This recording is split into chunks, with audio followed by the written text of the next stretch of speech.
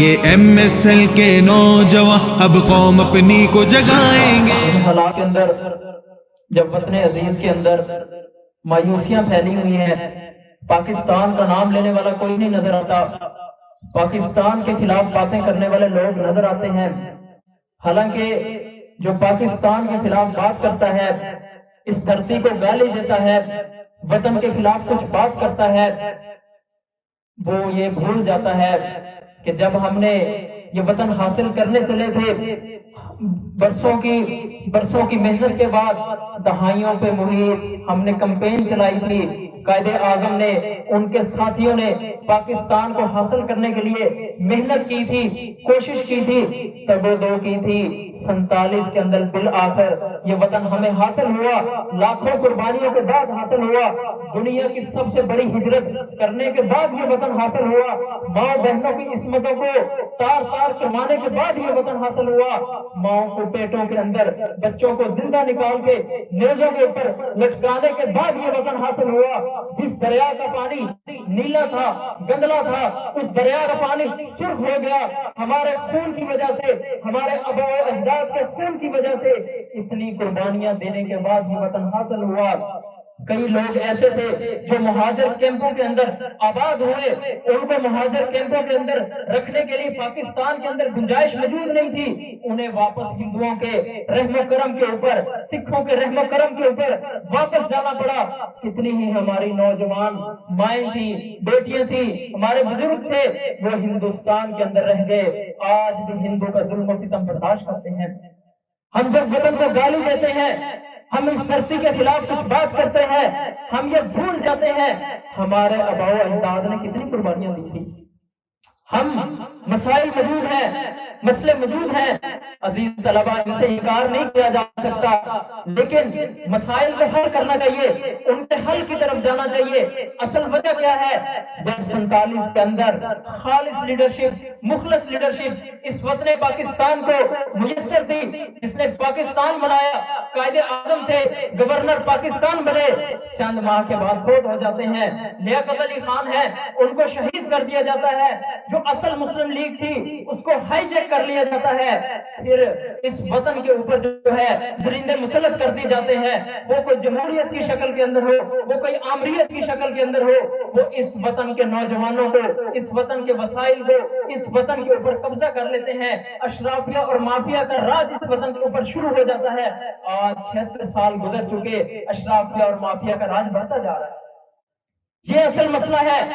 جنہوں نے وطن حاصل کیا، جنہوں نے وطن بنایا، جنہوں نے وطن کے لیے قربانیاں دی، آج وہ وطن کے لیے کام نہیں کرتے۔ جو مافیا تھی، جو اشرافیہ تھی، جو وطن کے لیے قربانیاں دی تھی، جن لوگوں نے قربانیاں دی تھی ان کو پسے پش ڈال دیا گیا، اور اس پاکستان کے اندر کوئی یہ کرائے کے ٹھیکیدار ہماری غیرت کے عوض، ڈالروں کے عوض ہماری غیرت کو بیچا گیا، IMF کے سامنے بیچا گیا، ورلڈ بینک کے سامنے بیچا گیا۔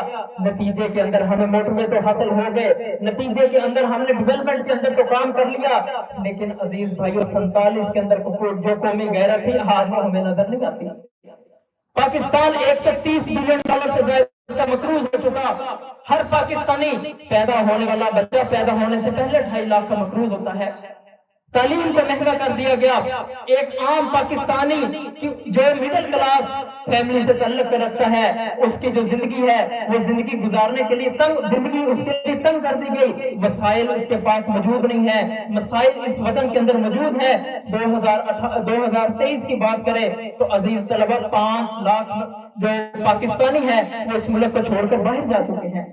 ان میں ایک بڑی تعداد عام نوجوانوں کی ہے جو اس وطن سے مایوس ہو گئے۔ اس وطن کے اندر ان کو کچھ نظر نہیں آتا۔ بیرونی لابنگ کے ذریعے اور ہمارے سیاستدانوں کے رویے کے ذریعے یہاں پر مایوسی کو پیدا کیا گیا۔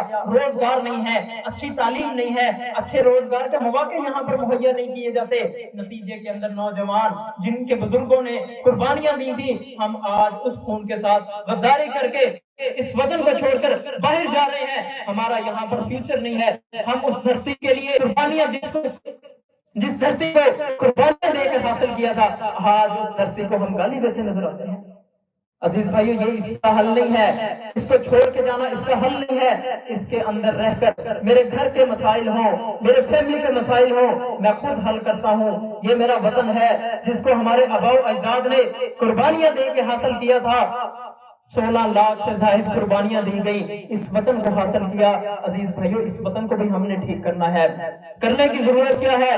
ان سیاستدانوں سے 76 سالوں کے اندر جو چہرے بدل بدل کر آتے ہیں، جو نعرے بدل بدل کر آتے ہیں، اس کے اندر بیانیہ وہی پرانا ہوتا ہے۔ انہوں نے اپنے بینک پہ بھر لیے، انہوں نے اپنے سر محل کو کھڑے کر لیے، لیکن عزیز بھائیو اگر کسی نے کچھ نہ کیا تو وہ پاکستان کی عوام کے لیے کیا۔ عوام انہی چکروں کے اندر، انہی بیانوں کے اندر دوبارہ آ جاتی ہے، بدل بدل کے باریاں آتی ہیں، لوگ ان سے مایوس ہو کے باہر جا رہے ہیں۔ عزیز بھائیو مایوس ہو کے خود باہر جانے کی ضرورت نہیں ہے، ان کو باہر بھیجنے کی ضرورت ہے۔ رہتے باہر ہیں، حکومت پاکستان کے اندر کرتے ہیں۔